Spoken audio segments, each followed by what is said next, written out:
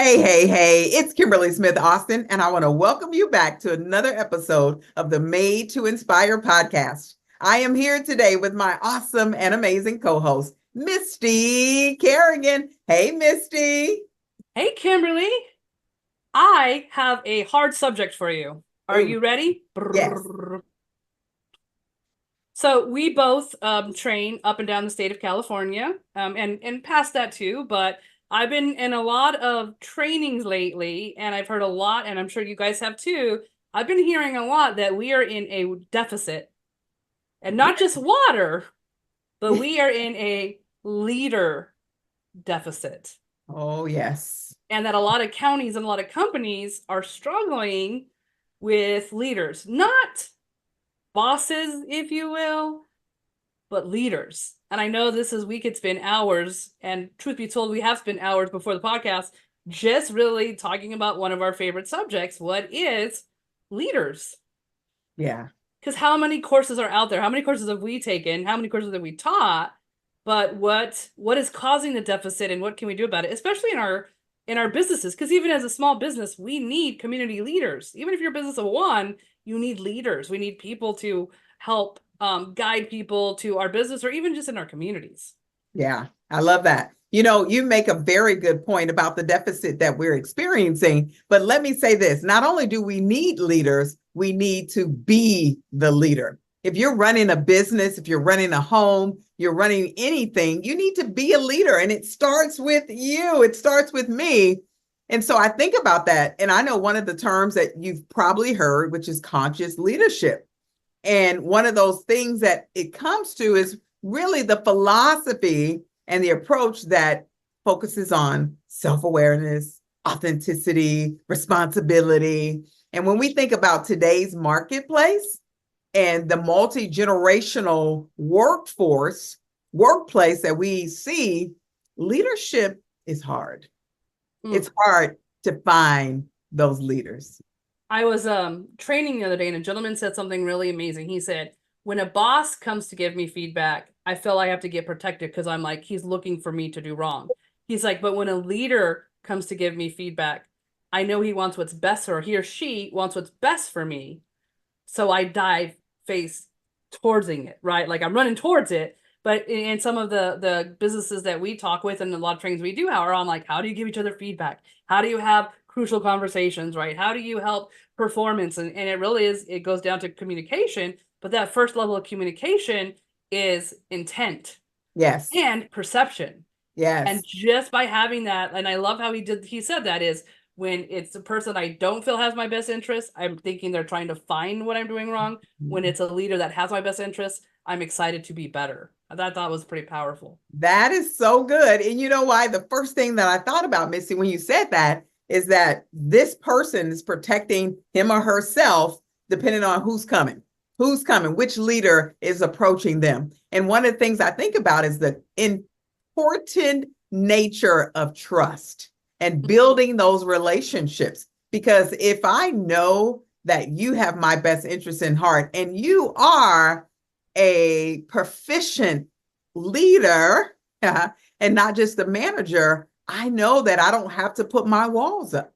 That is huge because when we think about leadership, you said it, leading with intention, aligning our actions and our core values, and looking at who are we working with to ensure that not only me, the individual, the leader, but also the organization is successful.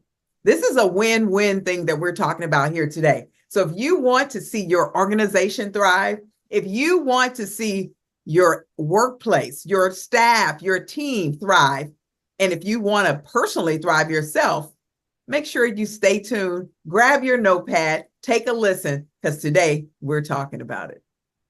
I want to talk about things that sometimes people don't like to talk about. And one of the things that I push when we have conversations is, and I found it's in every organization, nonprofit, corporate, government, is most people get promoted into title leader positions without even having worked with people yet. Like if you're good at the task, Yes. Bob left or Susie left, right? And Yes. now, congratulations, you're a supervisor. And even at organizations I've worked for, there's usually not a lot of supervisor training on people. It literally is, congratulations, here's your new pay, here's your title, here's your new responsibilities, off you go. Yeah, that's so true. And you made me think about, back in the early 2000s, I was doing a lot of leadership work, teaching at the university, a lot of leadership development, and it's continued through today. So over 20 something years. But what I think about is back then, you were definitely promoted because you had great talent. You could complete the task, you had skill set, and they thought, okay, let's help you move into leadership. Now, what I'm seeing today is that because there's a shortage of people, they've gone back to that model. There wasn't a period of time when leadership development was critical. And we knew that if we wanted everyone to thrive, we need to train, equip, and prepare this person for the next level. But because of what's going on in our marketplace today, quiet quitting, multi-generational changes happening, they're like, we need a manager, we need a leader. So they're promoting people without ensuring that they have the skill set, and in some cases, not even giving them the training they need to survive. I think, don't you have some sort of a assessment or three areas I could see where I'm at, especially in my organization as a leader? Absolutely. Absolutely. We have some assessments that you can take to find out where you are in your journey. In fact, I just spoke at a conference last week. Was it last week? I think it was last week. And it was so fun because I gave them 3 areas and I said, take a self-assessment and ask yourself, where are you? Maybe you're category 1. And I made it fun. And I said, I'm a hot mess, meaning, you know what? I'm here. I've got this position, but I really don't know what I'm doing. Love that. Maybe you're a category 2 and you're finding your footings. You're in that position.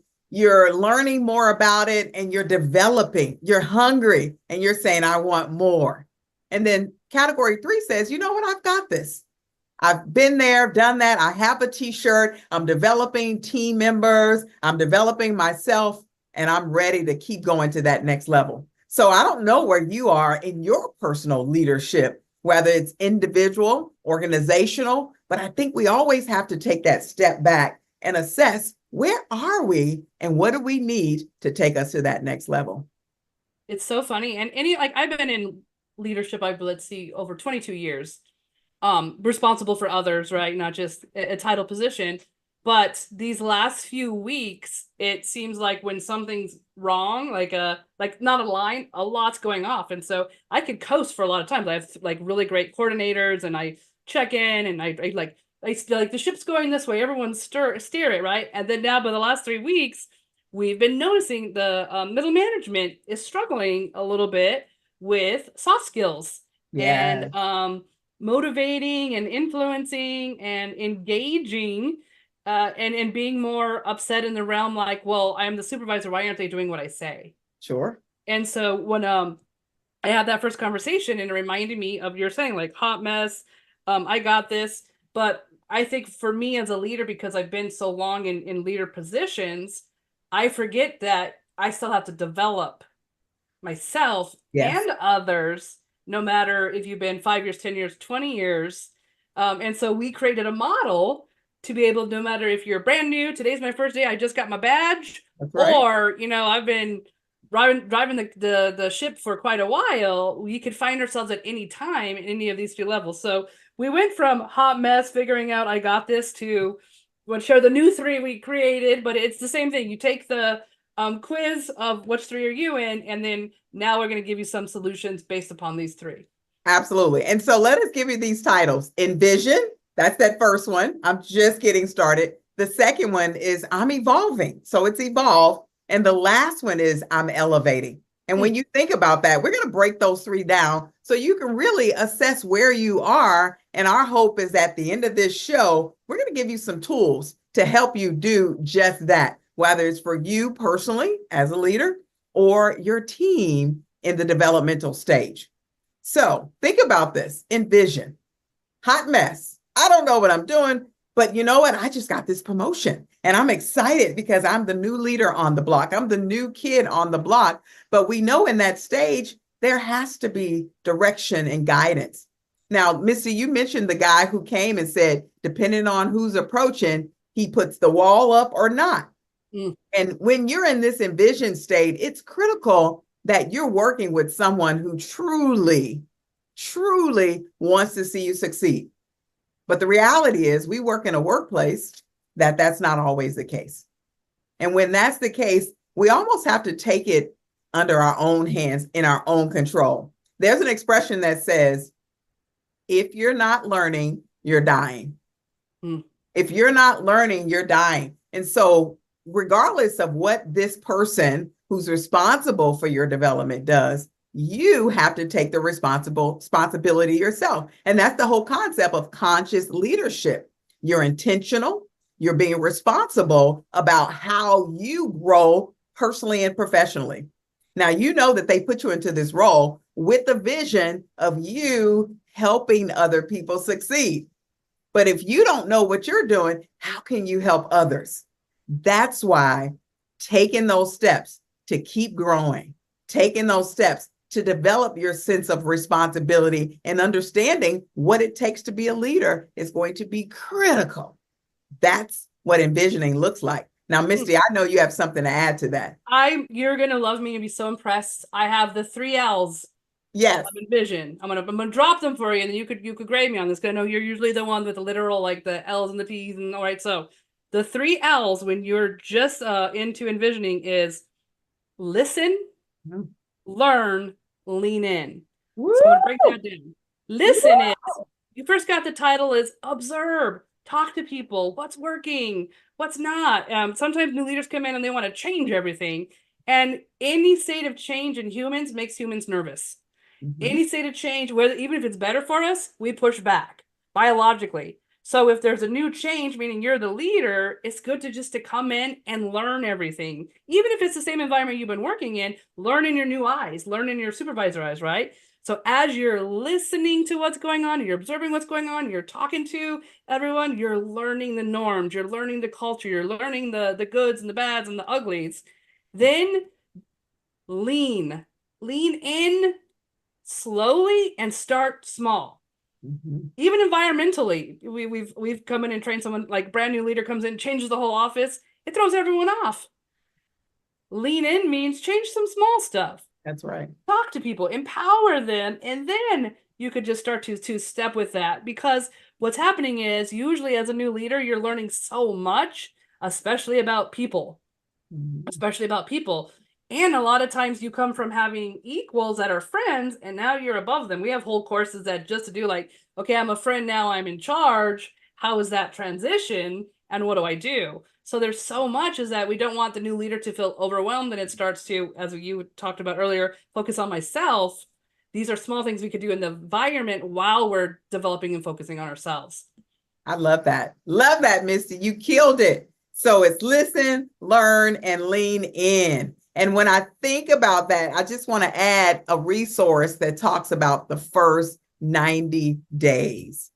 Think about your first 90 days. That's when you are fresh meat and you want to take that time to really dig in. There's so many different things that talk about the first 90 days, whether it's leadership or life, how you operate. This is your time.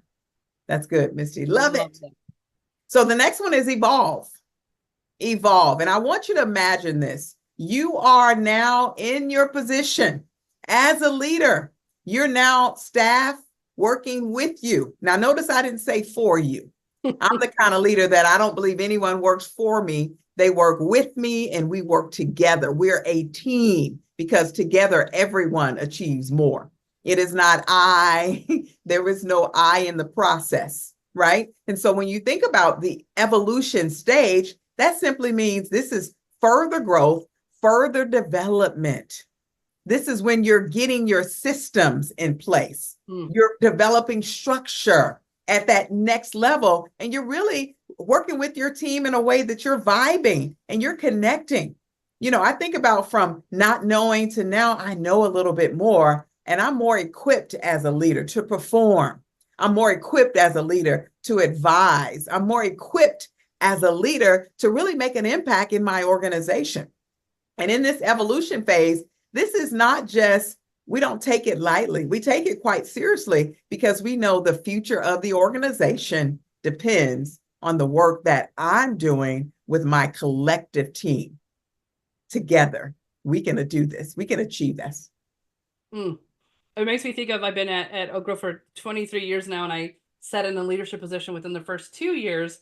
And every Tuesday we have a management meeting, and we all have our chairs, which everyone, Tammy always makes fun of us, even though she has her chair. So we all sit in the chairs, but how many people have left or retired or moved on, and how many new people are now in their chair?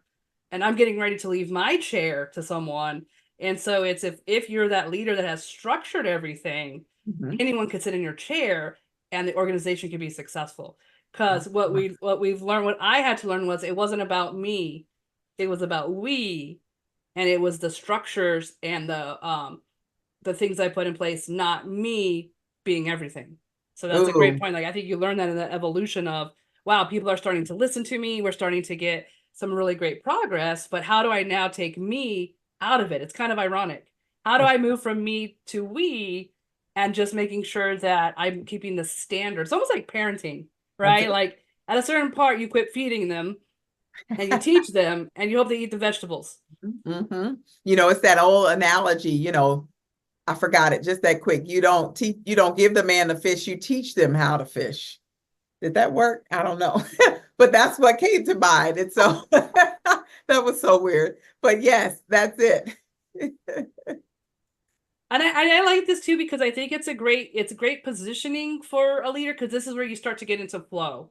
People are coming to you, you're able to handling crises better, situations, you're seeing a bigger impact on what you do, and this is a really great phase to honestly want to stay in, Absolutely. because it's probably the first phase you're working hard when you felt like a hot mess, and now you're like, yeah, I'm hitting flow, and Right. right when you hit flow and it's comfortable, that's when you get a tap. And Right. that's the third stage, says we're ready for you. What's the Yeah. third stage? Before we get to the third Oh, stage, I'm going to give you this because it goes hand in hand. That first stage, individual. The second stage is really influence, right? And the mhm. third stage, which is elevate, elevate is impact. Elevate is impact. And here at this phase, what you're doing is you've built yourself up. Yep. Now you've moved over to working with a team. Now it's developing the next leader. I like to call it succession planning. The world calls it succession planning. Who are you preparing to take your seat? Misty, you just said it in your workplace. It's who can sit in my seat and run this operation like a well-oiled engine. And so when we think about, you're elevating now, you have the tools, you have the skill set, you have the resources, people, time, money. Now it's time to help those folks develop into that next leader. As much as I like to think that I am everything, and here's the truth: successful organizations cannot survive with just me and my old thinking. Because, yes, I'm aging out and I need to prepare for those new leaders that are coming through the door. And what I love about today's generation is they see things a lot differently than I did. I remember graduating from college, there was no computer. Today, we live and breathe, and the computer exists. Our phones live in our hand. I was just listening to podcast, I believe, and they were talking about helping leaders understand the new generation. When you're in a meeting, our old school generation, we might have had a piece of paper and a pen taking notes. And today's generation, they're taking notes on their cell phones. And we might think they're ignoring us, they're texting their friends, they're on Instagram, TikTok. But in fact, that's how they engage with technology. So true. So we have to, as leaders, we have to elevate our skill set, our mindset, so that we can help this new generation really thrive in the marketplace. It's our responsibility. And if you're leading your organization, your corporation, how are you going to take it to that next state so it can elevate? I love that. You remind me of there's a book series out, The Go Giver, Yeah. called it's a Go Giver leader for leaders. And it says you take the word lead, and after a while, after you've developed and you have it, unfortunately what happens, because you're leading, you then change the same letters, you just start to deal.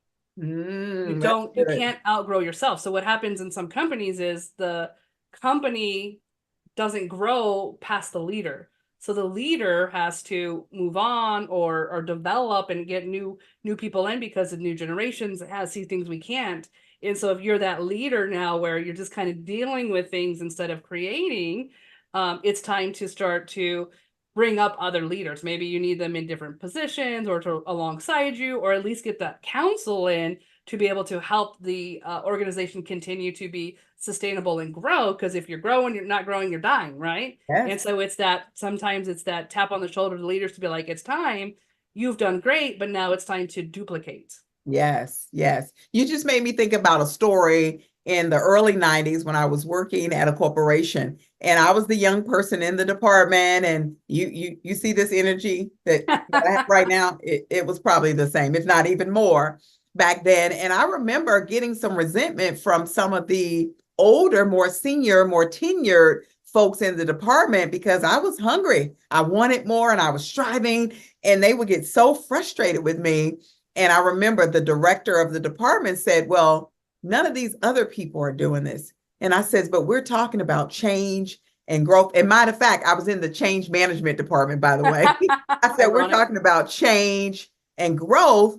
Let me be the catalyst in this department. At the time, I was positioning myself for them to pay for my MBA, which, by the way, I won and they did. But at first, it was a lot of pushback. No, no, no one else has done it. No one else has done this, and no one else. And I said, hey, what? Why?